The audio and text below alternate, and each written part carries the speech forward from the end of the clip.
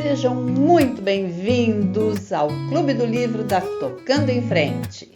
Por favor, inscrevam-se no nosso canal, curtam, compartilhem. Que tal começar agora? Vamos à leitura?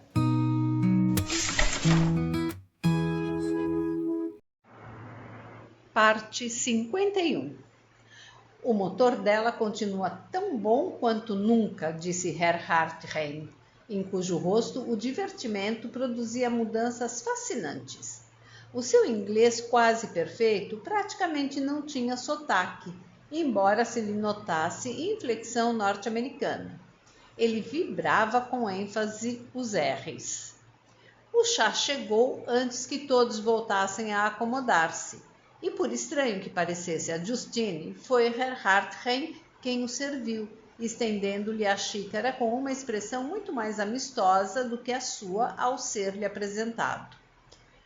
Numa comunidade britânica, disse-lhe ele, o chá da tarde é a refeição mais importante do dia. As coisas acontecem entre xícaras de chá, não é mesmo? Imagino que a razão seja porque, por sua própria natureza, o chá pode ser pedido e tomado a qualquer momento entre 2 e 5:30 da tarde, e conversar é uma atividade que dá sede. A meia hora que se seguiu pareceu confirmar-lhe o argumento, embora Justine não participasse do congresso. A conversa passou do estado precário de saúde do sumo pontífice para a Guerra Fria e depois para a recessão econômica, enquanto os 4 homens falavam e ouviam com uma vivacidade que Justine achou absorvente, principiando a buscar em vão as qualidades comuns a todos, incluindo Dan, tão estranho, tão desconhecido. Ele contribuía ativamente para a palestra, e ela notou que os 3 homens mais idosos o ouviam com singular humildade, quase como se ele lhes inspirasse um sentimento de respeitosa reverência. Embora não fossem desinformados nem ingênuos, seus comentários eram diferentes, originais, puros. Seria por sua pureza que lhe prestavam tão séria atenção? Uma pureza que ele possuía e eles não? Um atributo que eles admiravam e ambicionavam para si? Uma virtude tão rara assim? 3 homens tão vastamente diversos um do outro, porém muito mais ligados entre si do que a Dani. Para ela, era difícil levar Dani tão a sério quanto eles. Não que ele não tivesse agido muitas vezes como irmão mais velho, em vez de agir como irmão mais moço. Não que ela não reconhecesse sua sabedoria, seu intelecto ou sua pureza. Mas se Dani até agora fizera parte do mundo dela, Justine precisava acostumar-se ao fato de que ele já não pertencia mais a esse mundo. Se você quiser entregar-se diretamente às suas devoções, Dani, acompanharei sua irmã ao hotel, declarou Herr Rainer Moerling Hartrein, sem consultar os desejos de quem quer que fosse sobre o assunto. E assim, ela se viu descendo, como se tivesse perdido a língua, as escadas de mármore em companhia do homem encorpado e vigoroso. Lá fora, no resplendor dourado do poente romano, ele pegou-lhe no cotovelo e guiou-a para uma limusine Mercedes preta, cujo chofer se achava em posição de sentido. Você não há de querer passar sozinha sua primeira noite em Roma, e Dan está ocupado com outras coisas, disse ele, entrando no carro depois dela. Está cansada e aturdida, de modo que é melhor que alguém lhe faça companhia. O senhor parece não me deixar nenhuma outra escolha, Herr Hartrein. Eu preferiria que me chamasse de Rainer. E deve ser importante, pois tem um belo carro, com chofer particular e tudo. Serei mais importante ainda quando for chanceler da Alemanha Ocidental. Pois me surpreende que já não seja. Insolente, ainda sou muito moço. Será? Ela virou-se de lado para examiná-lo com mais atenção, descobrindo que a pele morena era lisa e jovem. que os olhos fundos não se achavam cercados pelas rugas da idade. Sou pesado e grisalho, mas tenho cabelos russos desde os 16 anos e este corpanzil desde que tive o bastante para comer. No momento, tenho apenas 31. Acredito na sua palavra, disse ela, descalçando-se com os pés. Mas ainda é velho para mim. Tenho apenas 21. Você é um monstro, disse ele sorrindo. Acho que devo ser. Minha mãe diz a mesma coisa. Só não sei o que cada um de vocês entende por monstro. Por isso lhe peço que me dê a sua versão. Já ouviu a versão da sua mãe? Ela ficaria muito constrangida se eu lhe pedisse. E acha que não pode me constranger?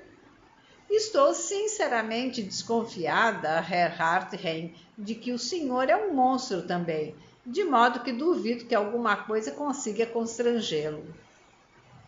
Um monstro, tornou ele a meia voz outra vez. Pois muito bem, senhorita O'Neill, tentarei definir-lhe o termo. Alguém que aterroriza os outros, que passa por cima da cabeça das pessoas, que se sente tão forte que só Deus pode derrotá-lo, que não tem escrúpulos e tem pouca moral. Ela sorriu divertida. Isso me soa como uma definição da sua pessoa. De mais a mais também tenho moral e escrúpulos. Sou irmã de Dan, mas não se parece nem um pouco com ele. O que é mais lamentável ainda. O rosto dele não combinaria com a sua personalidade. Tem toda a razão, mas com o rosto dele, eu talvez tivesse adquirido uma personalidade diferente. Dependendo do que vem primeiro, a galinha ou o ovo. Calce os sapatos, nós vamos andar.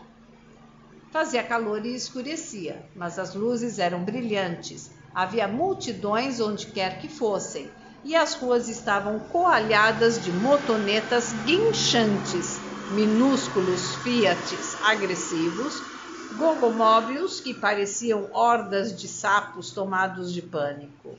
Finalmente, ele parou numa pracinha cujas pedras tinham sido alisadas pelos pés de muitos séculos e conduziu Justine a um restaurante.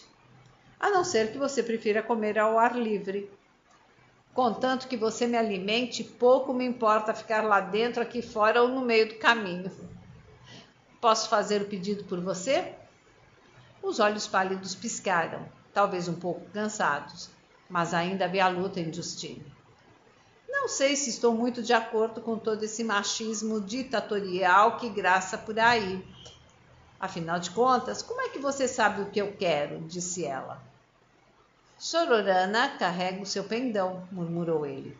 Diga-me a espécie de comida que lhe apetece e eu lhe garanto agradar. Peixe? Vitela? Uma concessão mútua? Está bem. Irei até a metade do caminho, por que não? Quero patê, alguns scampi e um prato imenso de saltimbocca. Depois eu vou querer uma mata e um cappuccino. Divirta-se com isso se puder.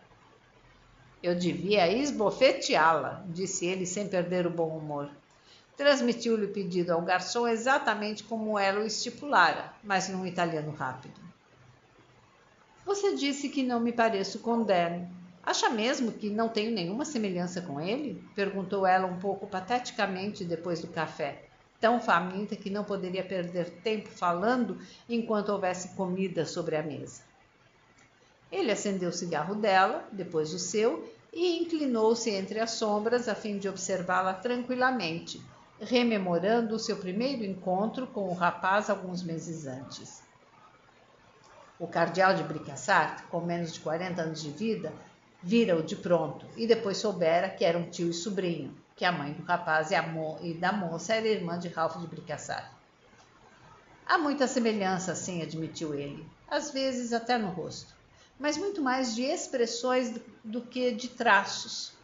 Em torno dos olhos e da boca, na maneira com que vocês fecham os olhos e abrem a boca.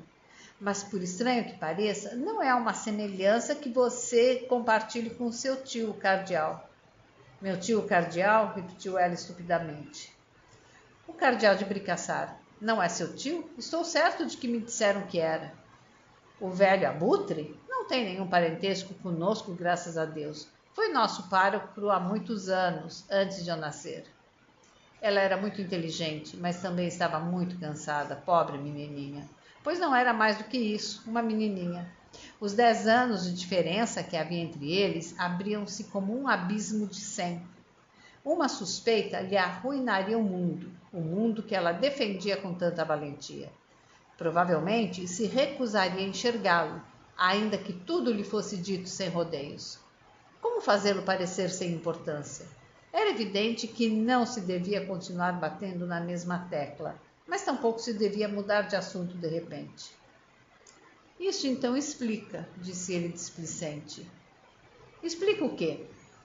O fato de serem as semelhanças entre Dan e o cardeal de atributos gerais, como a altura, a tesa, a constituição. Segundo minha avó me contou, o nosso pai era muito parecido com o cardeal, disse Justine à vontade. Nunca viu seu pai? Nem de retrato. Ele e mamãe separaram-se antes de Dan nascer. Ela fez sinal ao garçom. Outro cappuccino, por favor. Justine, você é uma selvagem. Deixe-me fazer o pedido por você.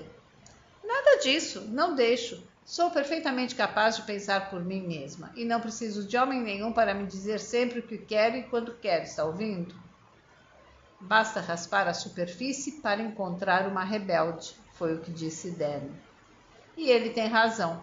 Se você soubesse como detesto ser paparicada, mimada e cercada de atenções exageradas. Gosto de agir por mim mesma e não quero que me digam o que devo fazer. Não peço que me poupem, mas também não poupo ninguém. Percebe-se, disse ele secamente. O que foi que a fez assim em Hetschen? É de família? Será? Sinceramente não sei. Não há mulheres em quantidade suficiente para contar, acho eu. Só uma em cada geração. Vovó, mamãe e eu. Mas há montões de homens. Menos na sua geração. Nela não há montões de homens, apenas Dan. Porque minha mãe deixou meu pai, creio eu. Parece que ela nunca se interessou por mais ninguém. O que foi uma pena, na minha opinião, pois mamãe é uma pessoa intrinsecamente caseira. Teria gostado de ter um marido que pudesse cercar de atenções. Ela é como você? Acho que não. E o que é mais importante, vocês gostam uma da outra? Mamãe e eu? Justine sorriu sem rancor, como sua mãe provavelmente sorriria se alguém lhe tivesse perguntado se gostava da filha. Não estou muito segura de que nós gostamos uma da outra, mas há qualquer coisa entre nós. Talvez seja um simples elo biológico, não sei. Seus olhos brilharam. Eu sempre quis que ela se entendesse comigo como se entende com Dan, e sempre quis me dar com ela como Dan se dá. Mas ou falta nela qualquer coisa, ou qualquer coisa falta em mim. Creio que é em mim. Como pessoa, ela é muito melhor do que eu. Não a conheci, de modo que não posso concordar com o seu julgamento nem discordar dele.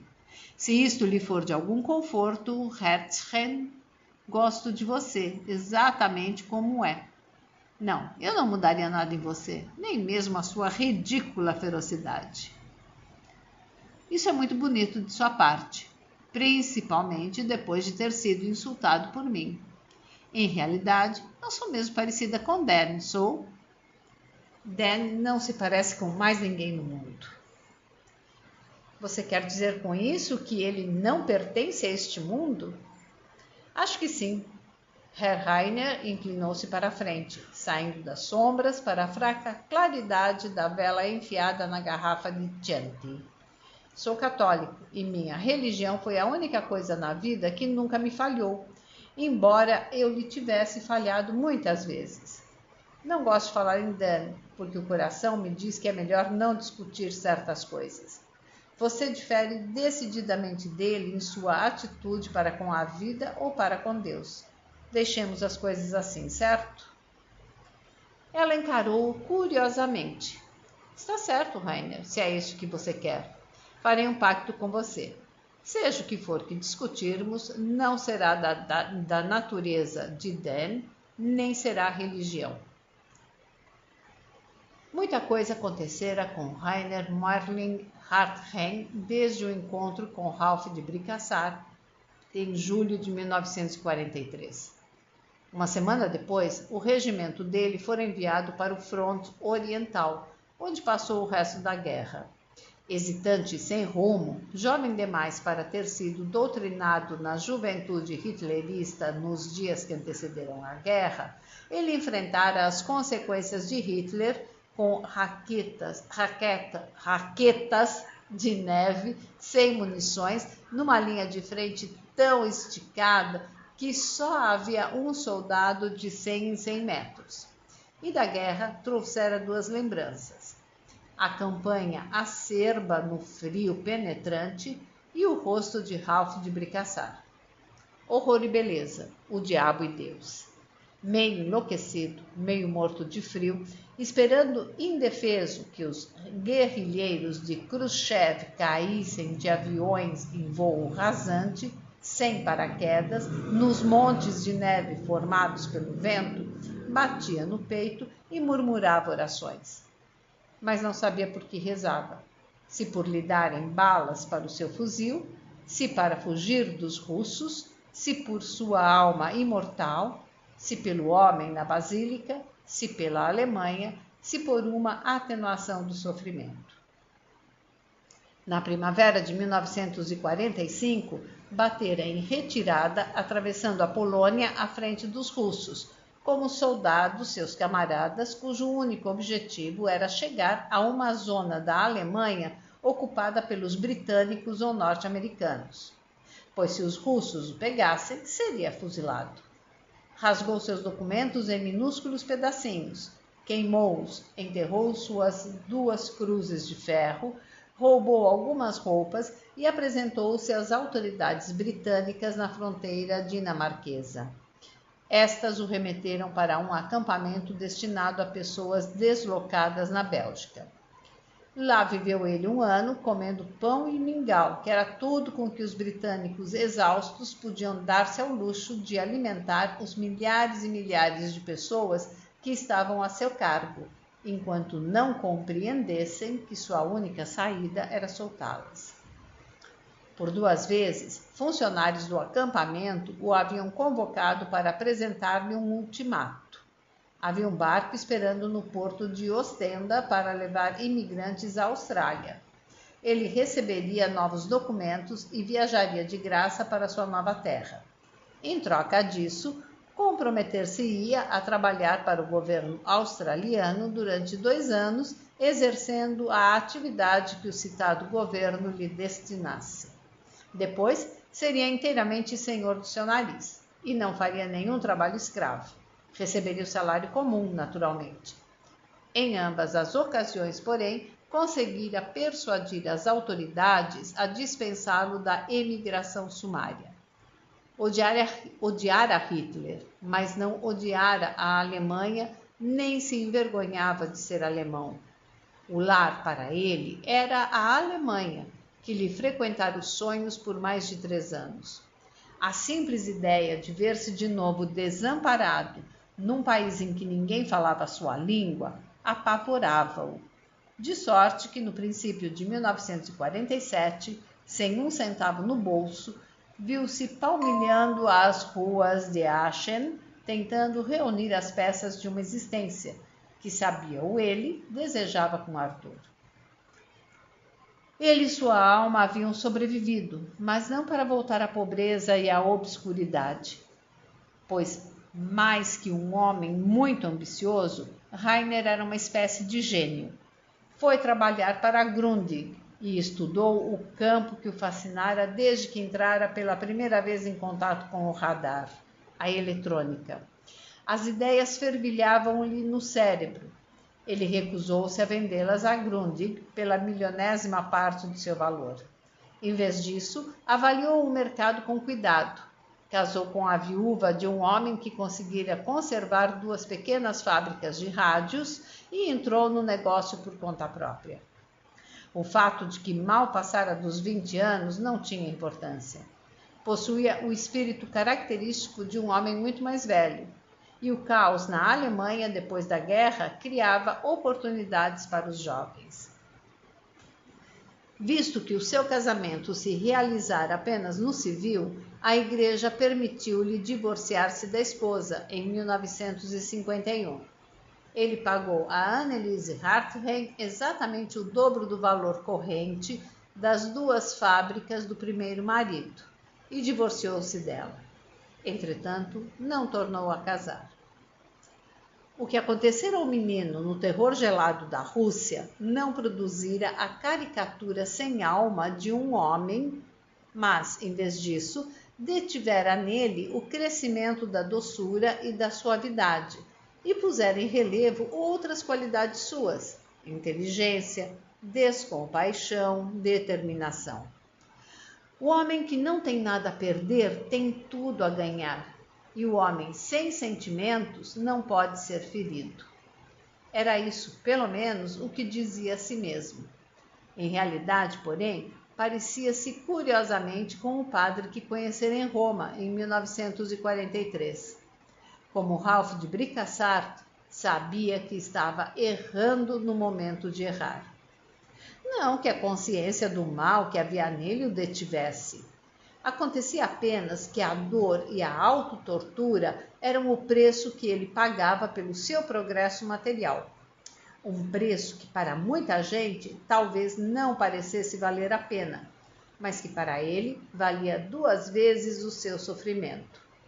Um dia ele governaria a Alemanha e faria dela o que sonhara fazer. Acabaria com a ética ariana luterana e instauraria uma ética mais ampla. Por não poder prometer que deixaria de pecar, várias vezes lhe fora negada a absolvição no confessionário. Mas de um modo ou de outro, ele e a sua religião confundiam-se numa coisa só, até que o dinheiro e o poder acumulados o colocaram tão acima da culpa que ele pôde mostrar-se arrependido, confessar-se e ser absolvido. Em 1955, como um dos homens mais ricos e poderosos da nova Alemanha Ocidental e numa casa nova no parlamento de Bonn, voltou a Roma, no intuito de procurar o cardeal de Bricassart e mostrar-lhe o resultado final das suas orações. Não pôde lembrar-se depois do que imaginara que seria aquele encontro, pois do princípio ao fim só tivera consciência de uma coisa: de que Ralph de Bricassart estava decepcionado com ele. Soubera o porquê. Não lhe fora preciso perguntar, mas não esperara a observação do cardeal quando se separaram. Rezei para que você se houvesse melhor do que eu, pois era tão jovem. Não há fim que valha os meios empregados para consegui-lo. Suponho, porém, que as sementes da nossa ruína são semeadas antes de nascermos. De volta ao quarto de hotel, Rainer chorara, mas se acalmara depois de algum tempo e pensara: o que passou, passou. No futuro, serei como ele esperava. E se às vezes era bem-sucedido, às vezes fracassava. Mas tentou. Sua amizade com os homens do Vaticano tornou-se a coisa terrena mais preciosa de sua vida. E Roma passou a ser o sítio para onde fugia quando só o conforto que lhe proporcionavam seus habitantes parecia erguer-se entre ele e o desespero. Conforto. O deles era de uma espécie estranha. Nem o pousar de mãos, nem o pronunciar de palavras suaves. Dir-se-ia um bálsamo vindo da alma, como se lhe compreendessem a aflição. E caminhando pela cálida noite romana, depois de haver deixado Justine na pensão, ele pensava que nunca mais deixaria de ser grato a ela. Pois enquanto a observara enfrentando o suplício da entrevista vespertina, sentiram agitar-se de ternura dentro de si. Valente e indômito mostrinho. Revelara-se páreo para eles em todos os sentidos. Tê-lo-iam compreendido? Sentia por ela, concluiu, o que poderia ter sentido uma filha de que se orgulhasse. só que não tinha uma filha. Por isso a roubara de Dan, levara a fim de observar-lhe a reação posterior àquele eclesiasticismo esmagador, e ao Dani que ela nunca vira antes, ao Dani que não era e nunca poderia ser uma parte confidente e compreensiva da sua vida. O que havia de melhor em seu Deus pessoal, continuou ele, era a sua capacidade de perdoar qualquer coisa. Tanto a irreligiosidade inata de Justine, quanto o fechamento da usina de força emocional dele, Rainer, até o momento em que fosse conveniente reabri-la. Só por um momento se sentira tomado de pânico, julgando ter perdido a chave para sempre. Sorriu, jogando fora o cigarro. A chave. Bem, as chaves por vezes tinham formas estranhas. Talvez precisasse de cada volta de cada anel daquela cabeça vermelha para acionar a fechadura. Talvez numa sala escarlate, Deus lhe tivesse estendido uma chave escarlate. Um dia fugaz, que se fora num segundo. Mas ao consultar o relógio, viu que ainda era cedo e concluiu que o homem que tinha tanto poder, agora que sua santidade se aproximava da morte, ainda estaria de vigília, compartindo dos hábitos noturnos da sua gata. Os soluços medonhos que enchiam o quartinho de Castel Gandolfo, contraindo o rosto magro, pálido, ascético, que velara debaixo da coroa branca durante tantos anos. Ele estava morrendo e era um grande papa. Dissessem o que dissessem, era um grande papa. Se amara os alemães, se ainda gostava de ouvir o alemão falado à sua volta, isso acaso alterava alguma coisa? Não cabia a Rainer julgá-lo. Castel Gandolfo, porém, não era a fonte do que Rainer precisava saber naquele momento. E subiu os degraus de mármore que conduziam à sala escarlate e carmesim a fim de falar com Vittorio Scarbanza, cardeal de Contini Vercesi, que poderia ser o próximo papa ou poderia não ser. Fazia agora quase 3 anos que lhe observava os olhos escuros, sábios e amorosos, pousados onde mais gostavam de pousar. Sim, era melhor procurar as respostas junto dele do que junto do cardeal de Bricassart. Nunca pensei que eu me ouviria dizendo isso, mas graças a Deus estamos partindo para Drógheda, disse Justine, recusando-se a atirar uma moeda na Fontana di Trevi. Devíamos dar uma espiada na França e na Espanha. Em vez disso, ainda estamos em Roma e eu sou tão desnecessária quanto um umbigo. Irmãos. O que quer dizer que você considera os umbigos desnecessários? Lembro-me de que Sócrates era da mesma opinião, disse Rainer. Sócrates? Pois não me lembro disso. Engraçado. E eu que supunha haver lido quase todo Platão. Ela virou-se a fim de mirá-lo, pensando que as roupas casuais de um turista em Roma lhe assentavam muito melhor do que o traje sóbrio que ele envergava nas visitas ao Vaticano. Ele estava absolutamente convencido de que os umbigos eram desnecessários, e tanto isso é verdade que, para provar o que afirmava, desatarrachou o próprio umbigo e jogou-o fora. Os lábios dela se contraíram. E o que aconteceu? A toga dele caiu. Ela soltou uma gargalhada.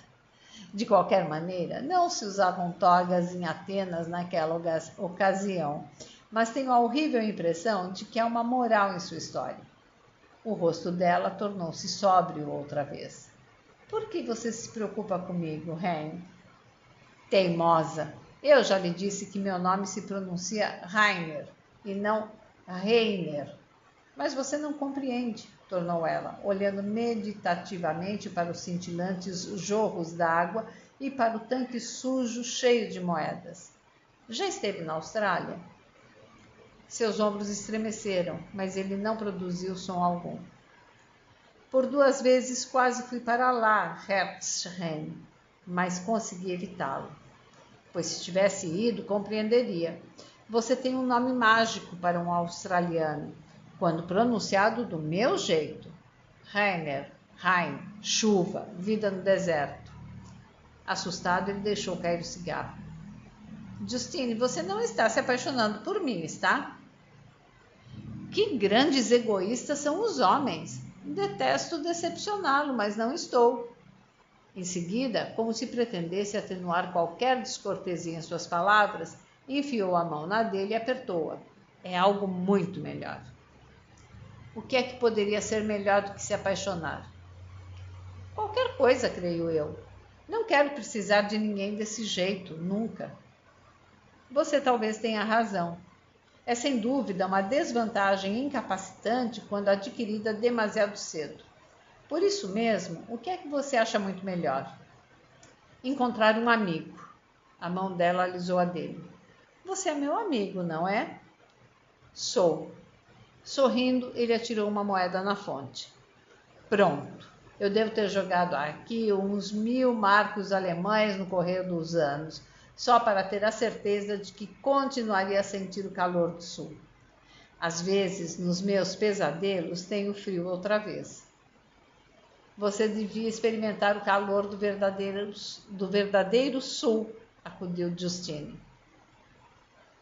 46 graus à sombra, quando consegue encontrar alguma. Não admira que você não sinta o calor.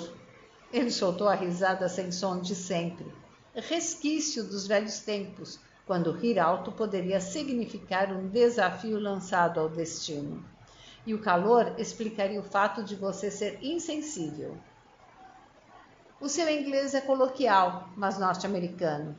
Eu teria pensado que você aprendeu inglês em alguma boa universidade britânica. Não. Comecei a aprendê-lo com soldados cockneys escoceses ou das Midlands, num acampamento belga, e não compreendia uma palavra do que me diziam, a não ser quando falava com um homem que me ensinou. Um dizia abat, outro dizia abot, um terceiro dizia aboat, mas todos queriam dizer abut. Por isso, quando voltei para a Alemanha, vi todos os filmes que pude ver e comprei os únicos discos em inglês que havia, gravados por comediantes norte-americanos. Mas toquei-os muitas e muitas vezes em casa, até falar o suficiente para aprender mais.